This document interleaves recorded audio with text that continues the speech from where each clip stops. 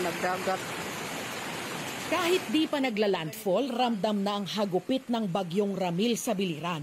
Gumising sa bumubulwak at rumaragas ang baha ang mga taga-barangay Sampaw sa Almeria, Biliran. Mabilis ding bumaba ang baha nang huminto ang ulan ayon sa barangay. Umapaw naman ang Pulangi River sa Kabakan, Cotabato matapos ang malakas na buhos ng ulan. Inilikas ang mga residenteng nakatira malapit sa ilog. Namahagi rin ng tulong ang lokal na pamahalaan sa mga apektadong pamilya. May iba pang barangay na lubog sa baha dahil sa magdamag na ulan. Ay, alhamdulillah. Kanyara man. Apektado rin ng pag-apaw ng Pulangi River ang ilang barangay sa Dato Montawal, Maguindanao del Sur.